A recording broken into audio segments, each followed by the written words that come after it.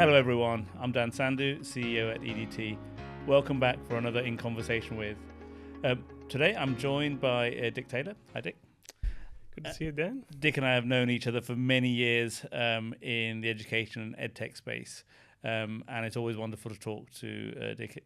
Controversial comments, but useful and challenging, and I think that's what you need to avoid being bland and boring. And keeping subjects at the front of the agenda.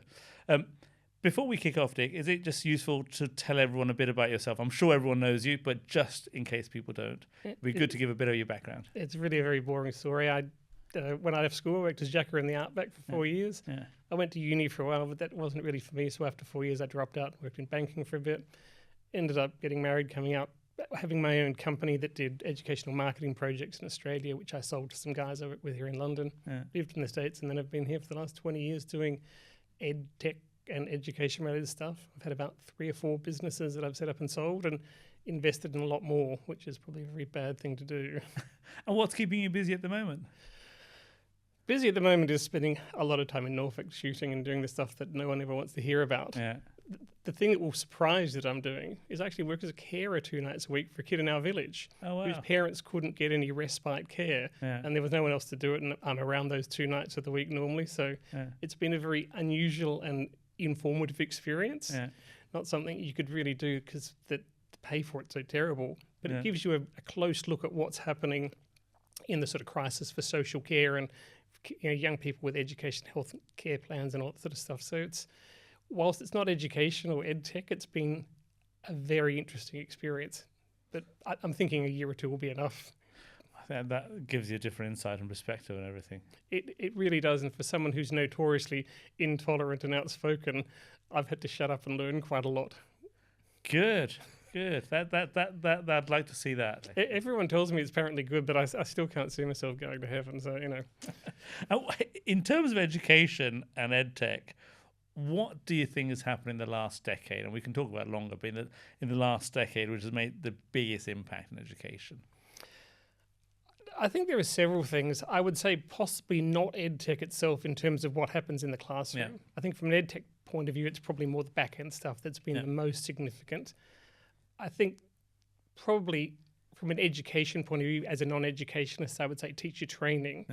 And also particularly things like research ed that aim to change the awareness of educators about what evidence really means and what their role is in it, which I think has been very interesting because I think traditionally we've had a very top-down approach to that, and teachers have been sort of at the bottom receiving that wisdom rather than saying what information can we gather from teachers who are at the coalface and how can we make them more research literate and how can that feed into improving education. So I think they're some of the most significant things. I mean, teachers' involvement in things like research ed is quite dramatic now, and the collaboration's important. Do you see that in the UK or more widely as well? Well, I think research ed is a sort of global movement. I know they've got a lot of traction in Australia and in the States and places like that. So I think it's still a very valuable thing here in the UK across all, England, Wales, Northern Ireland, and all the other bits of the UK. But I think specifically here in England, I think I've seen its impact as being quite significant. Oddly, I think it's significant because you see a lot of pushback from academics who hate it. Well, it's a classic thing, and I was talking to one of my previous guests, Nick Gibb, and his comment was exactly the same, and his comment was around how having the participants in education, the professionals and teachers involved in it, may well upset academics, but it's the real world. Look, one of the things I did a few years ago is I ran a thing called Ed Invent with Cambridge Assessment, where we ran a whole lot of events trying to get educators more involved in how ed tech is created. And it was really interesting. It was 50% of success and 50% of screaming failure. But the successful part was getting teachers into a room, explaining how the world of ed tech sort of works, saying what's it not doing, and getting them to come up with their own ideas. Because some of the ideas they came up with were really fascinating. And out of that, we ran a final thing, and actually there was a company called Striver that was formed. That was bought by, I can't think who it is now, but it was, I think one of those senior moments. But it was very interesting trying to change that dynamic and realizing how difficult it was And it also gave you more of a overview of how education is delivered, but also teacher training. Yeah. And seeing some teachers who are great with tech, who are great educators, and others who are good with tech, who probably weren't very good educators. But also that their role in tech was really as the fundamental end users of it, not in the decision making about how it's, the ideas behind it, how it's created, how it's procured. They would just sort of be the person at the end of the chain saying, "Here, you can use this if you want." Yeah, difference between super users and creators and collaborators. Yeah. I mean, we've both seen, obviously we've known each other for a while. We've both seen great evolutions and changes and acceptance of technology. I mean, all the way from smart boards, which is going to cause shivers in the back of my neck because I think that was a waste of time. And lots of other technologies coming in. Now we're in this new technology world and the kind of AI world. For me, my recent comments on it, it's just another edtech, and you've got to make sure you balance that with the pedagogical delivery of education. Where are you at? And I know you have controversial views of technology anyway, which is great. Where are you at with AI in education at the moment? I think the biggest impact of AI at the moment is generative AI, and we're already having lots of conniptions over that, depending on whether you like it, whether you think it's going to cause assessment and kids to sort of not learn the things that they need to learn. I think, like lots of these evolutions, it's easy to overhype it. And I think one of the problems we have in the UK is that we've had people selling AI products into schools here for many years that may well not have either been AI or they were black box solutions that were oversold and underdelivered. Nobody really knew what was going on. And this is also why I think having teachers who know more about what evidence might mean is important.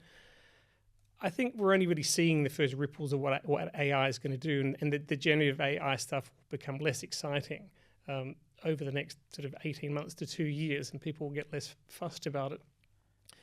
I think particularly in some of the markets you work in where there's a lack of teachers, poor teacher training, all that sort of stuff, that's where I think AI is, particularly on the tutoring side, is going to become more important. And I think in developed economies like we have here, there'll be a real tension about implementing more AI as teachers become less affordable. And I think what we're going to end up with is a system where we're going to be able to afford less teachers, we're going to expect more of them. It's difficult, it's already difficult to retain them. And I think we have to look at how we do this whole thing of employment of educators to make sure that we pay them fairly and remunerate them reasonably, but we don't make it so that we will start implementing technology simply to try and replace them because we can't afford as many as we need. And I think I'm already seeing that in schools and people that I talk to, that they're saying, look, our budget is primarily for teachers. It's not really much left over for edtech. Therefore, we're not really going to spend anything if we don't have to. Yeah, that's disappointing at one level because there's efficiencies to be had, but it's slightly scary for the teachers at another level if they see their jobs not being replaced but being supplemented, or parts of their roles being taken away. I think it's trying to work out how we support the weaker teachers with tech, or is that simply going to replace them? Because there's not much point paying a teacher if they're not really being an effective educator. Yeah. I think the reality with this stuff is you'll see a lot of it in tutoring in the shorter term. Yeah. And I think that's an interesting area for investors because tutoring is an area I've looked at for a long time and been involved in. But there's almost no companies in the UK that actually make a profit who are in tutoring. We've talked about this before, and I'll come back to that. But just going back to your other point about territories we operate in and the implications of AI, I think I agree with you. I was at a conference recently where the organisers it was an international development conference, and organisers was talking about AI, and the Minister of Education from Namibia, bless her, one of her team stood up and said, we really can't think about AI because some of our kids don't even have laptops. So you've got to put the context into where AI is going to be most effective. In some of those territories, I think AI will be, to one of your earlier points, back office effectiveness, data gathering, information, rather than at the front end of teaching, and provision in tutoring privately, and I get that. But otherwise, I think different territories are in different educational evolutions. And this is not a global north, global south conversation. It's just the realities of economics, of what is affordable, what's not. But in terms of your comment about teachers and AI replacing or supplementing, significant challenge. I mean, you and I have seen companies almost 8-9 years ago professing their AI credentials, which we both know weren't AI credentials, but it was great to raise money on because it sounded good. To the extent that now we've got AI available for free for everyone. ChatGPT, you pay a small premium or you take the base product, which I know I've spoken to parents recently whose kids are doing their GCSE mocks who are using ChatGPT to create quizzes for themselves. And I've looked at them and they're not too bad. I mean, it's not perfect, but if it's a free product and you're asking AI, the ChatGPT, to create a quiz in mathematics on molds or in geography on volcanoes, and you can set the level at which you create that quiz, and it's created in seconds in front of you. Okay, that's not the best educational outcome, but there's something there, and I think that's where some of the evolution lies, where areas we don't know. But you can build pedagogy into ChatGPT. Yeah. I was an investor in a company which weirdly we're closing down in the UK and taking to the States and Australia, where we did exactly that, where we can take ChatGPT, overlay a whole lot of pedagogical stuff, but also inject into that expert content from publishers, which was what all the publishers want. What's the company name? You feel free to talk. It was called Teachology here. I don't know what we're going to call it elsewhere. Yeah. But when we set it up, even though it was a sort of UK company with 2 Australians here in London, the whole market for it was in the States, particularly schools and school districts being funded by the Gates Foundation to do experiments with Gen AI stuff. Asia, particularly Japan, and also Australia, where schools and teachers will pay for stuff. And it was really interesting, but it's very difficult to get much traction from publishers. And one of the things we were doing was a really simple thing, which it sounds very pedestrian, it's not very complicated, which is image tagging. If you look at image tagging most edtech products, if you're a disabled person, it'll be a picture of a truck and just say, it's a truck. Yeah. It won't really tell you, it's a mining truck in a desert with a load of iron ore or something like that. That actually breaches a whole lot of EU and UK data legislation, and most education products in the tech sector don't comply with it.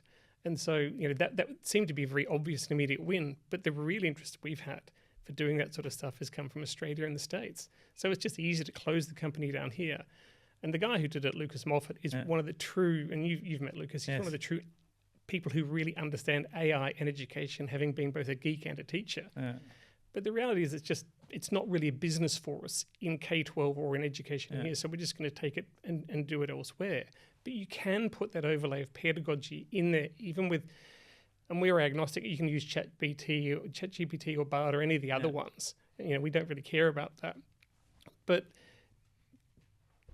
that is there right now, but schools don't really want to pay for it, and teachers will write simple sort of prompts.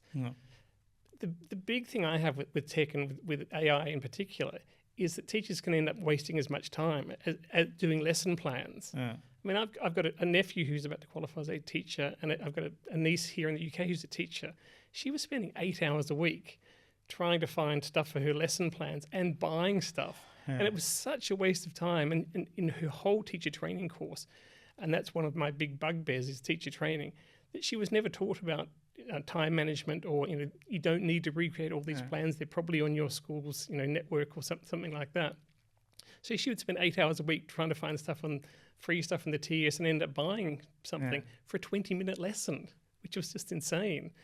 And I think AI can almost, in some instances, make that worse because there's more stuff out there. And it's very hard to sort of filter the sort of wheat from the chaff. It's a classic case of technology's got to be enabling and not overwhelming or undermining. So you've got to again, it is just another technology. You mentioned the Gates Foundation. It's fascinating. EDT, obviously, we work on the Engazer project across sub-Saharan Africa with the Gates Foundation. So maybe we should talk separately about that. I think that would be really interesting because I know people who've been involved in Gates on the medical side out of Australia. Brilliant. Now, natural segue to what you were saying in terms of what you're doing and your experience has been. we've spoken about this in the past as well. EdTech companies in the UK, operating in the UK and then scaling or not being able to scale internationally. What has been the barriers for that? I think there are several reasons. One is often that they have pretty weak management and sort of weak products. And I have a little business model I call Popeye, and most of them don't have those, the various elements within that model. I think one of the other issues is they underestimate what it's going to take to go into foreign markets. And generally, the easiest options is to say, we'll go to America because there's a lot of money and everyone thinks it's going to be an easy market. And it's one of the hardest markets in the world because America is not one market. It's 50 plus individual markets plus all the school districts. It's very hard to crack it. You have to pay your people more. You have to have Americans running it, and it takes a while. I can only think of a few UK companies who've done well. Twig did exceptionally well. On the back of one contract in California, I think that contract is worth about 50 million over 4 years.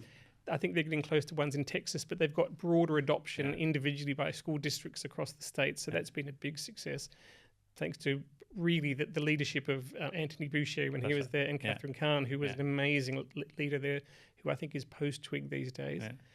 You've got companies like Satchel who've done pretty well there, but they got burnt in their first iteration, but reflected on it and went back and have done much better.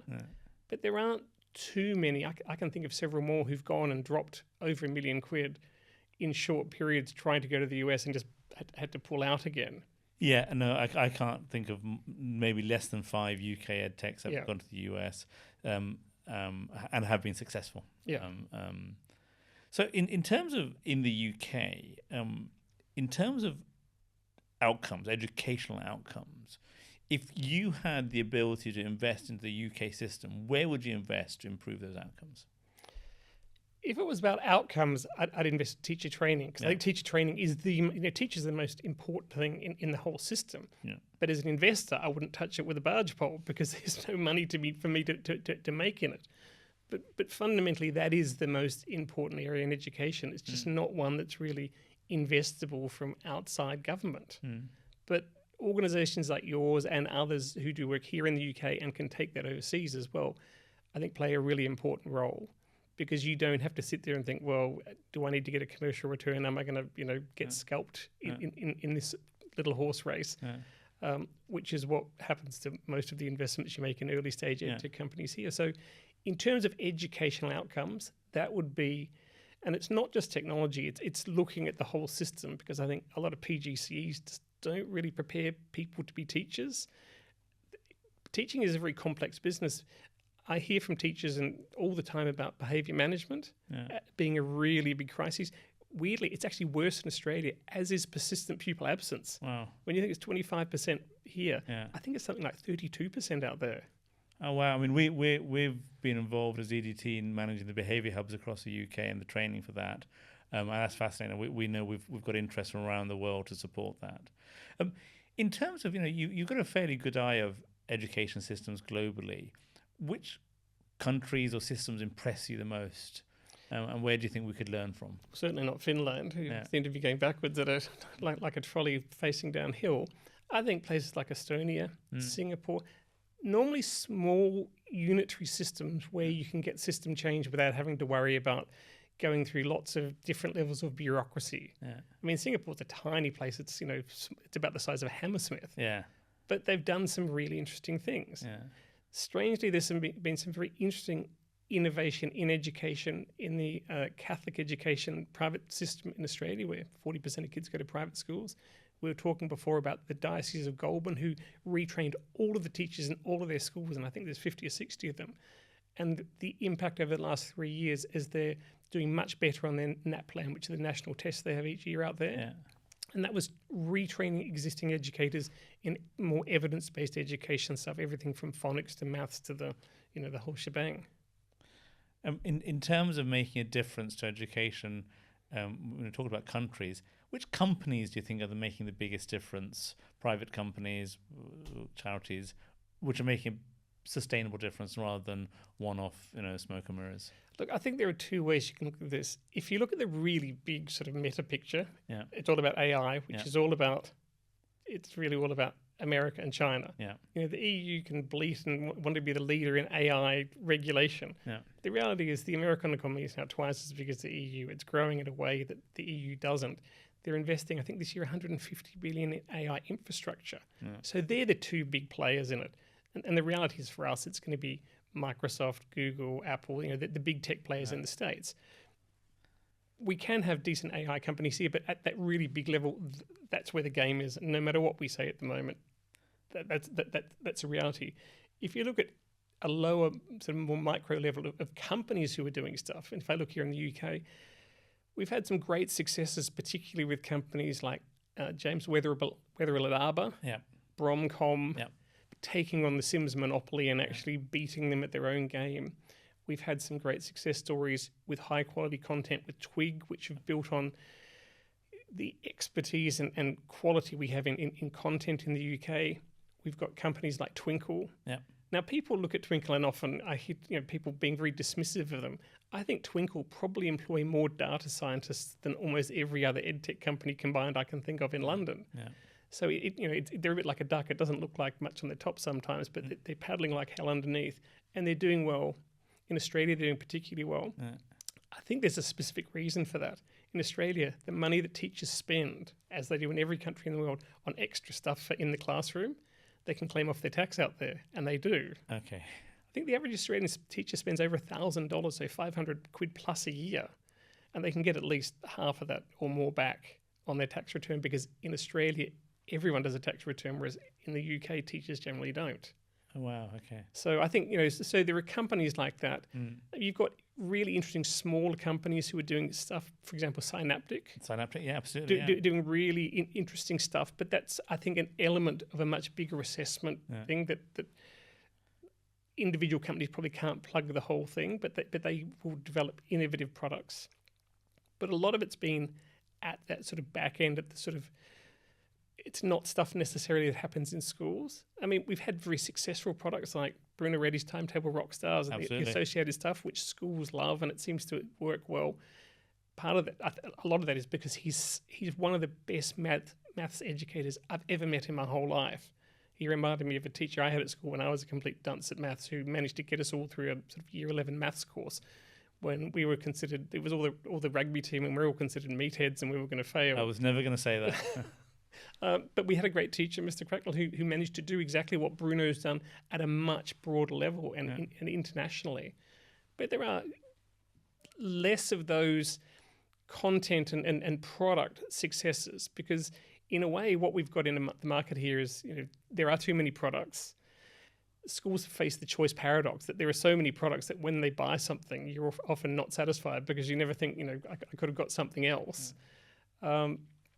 So it's a difficult situation, but it's those back end ones, particularly the Arbors, the Bromcoms. You've even got ones like EdApt, who are sort of teaching union alternative, who are very quietly successful and non-political in the background, which I think is important in education, because politicians come and go, as we've seen recently, and saw a lot under the Conservatives. I think luckily your previous guest, Nick Gibb, was, along with Michael Gove, which will be a very unpopular thing to say, are probably the most significant education ministers since Lord Baker. Yeah.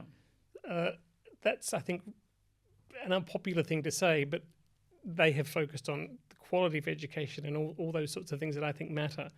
And with EdTech, a lot of the innovation is going to happen outside schools in the K-12 market, because there's just not much money. Yeah. How much money is there in the overall EdTech budget for the education budget for EdTech? Less than 0.5%. Yeah.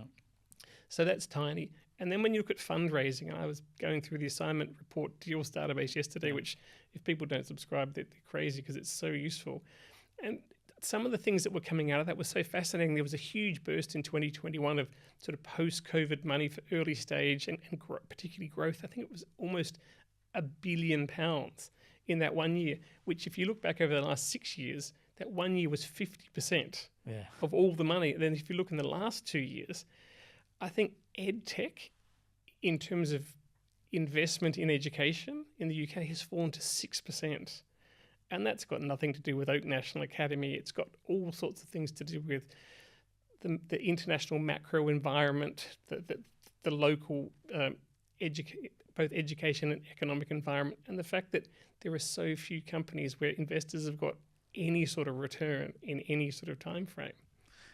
Yeah, smoke and mirrors still seems to dictate the positioning of edtechs.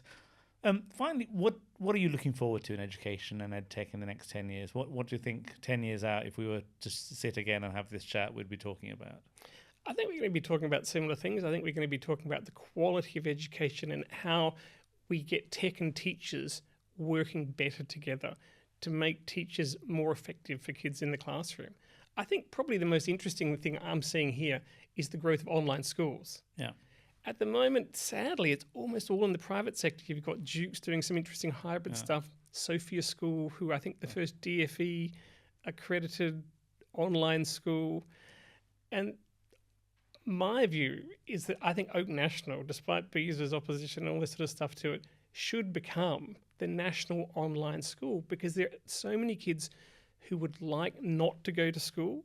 And given that it's a big growth area internationally, and we've got a lot of experience here already, we should be world leaders in this area. And currently, we've ceded the whole thing to the private sector, which from my point of view is great, because investors might make some money out of that. And there are companies like Inspired Education who bought, it's now Way, which is Kings into High, who do really great stuff. That's what I think we're going to see a huge amount more of. It'll give parents some more flexibility and choice. It'll give kids and schools more choice. I just don't want to see it all coming out of the private sector and private schools, which is where it's coming out of at the moment. If that works, I think that's something that organisations like yours can use as models and as evidence to use internationally, particularly across the Commonwealth and in countries where there are different funding and scaling challenges in education. But they're the ones I think that will be really interesting. It's not the next maths product or the next phonics product. We've got an oversupply of that stuff already.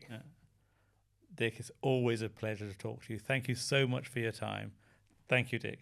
Thank you for inviting me. Thank you, everyone, for listening in. Great conversation. I look forward to catching up with all of you at the next In Conversation With. Thank you.